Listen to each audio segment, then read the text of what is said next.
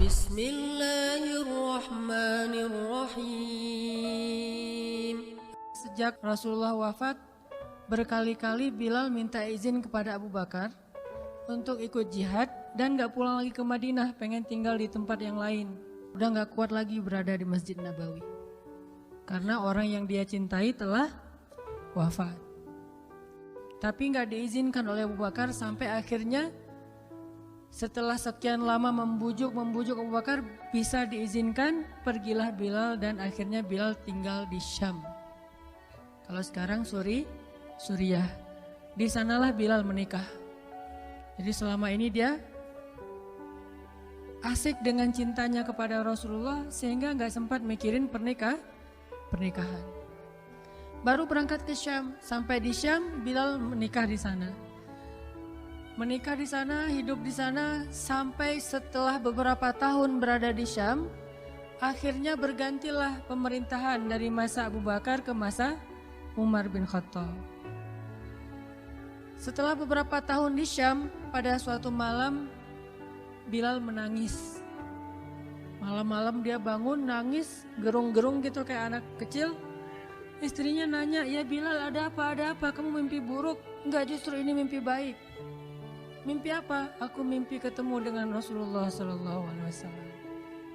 Dan Rasulullah bersabda, siapa yang melihat aku dalam mimpi berarti dia melihat aku dalam kenyataan.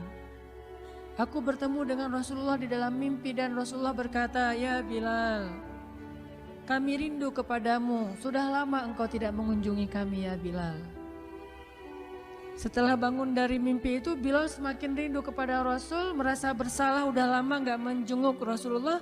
Akhirnya Bilal pun memutuskan untuk, kalau bahasa kita mah umroh, memutuskan untuk ziarah ke makam Rasul. Berangkat Bilal dari Syam, umroh ziarah ke makam Rasul.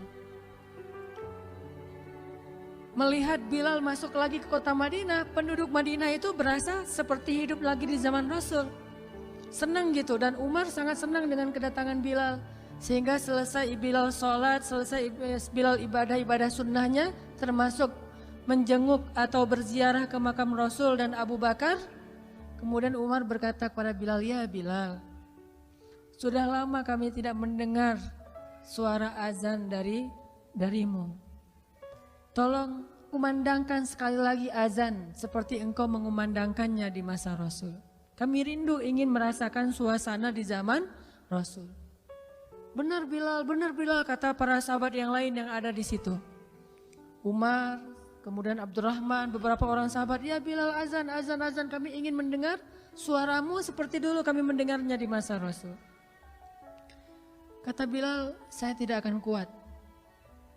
Kata mereka, coba dulu kamu usahakan karena kami ingin sekali mendengarnya. Saya tidak akan kuat.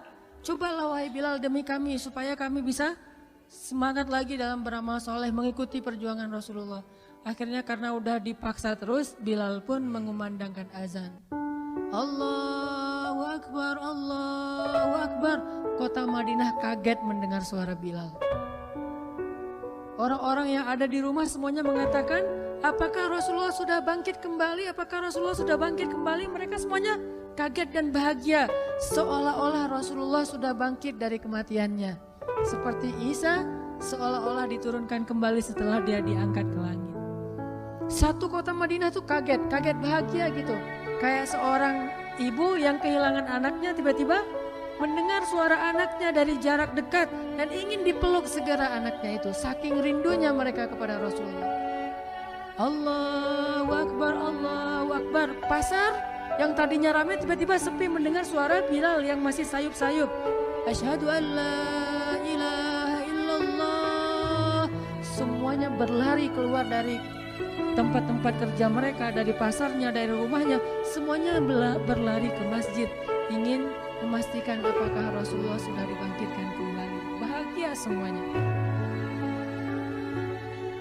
Apakah Rasulullah sudah dibangkitkan? Apakah Rasulullah sudah hidup lagi? Semuanya bertanya dengan pertanyaan yang sama. Asyhadu an la ilaha illallah.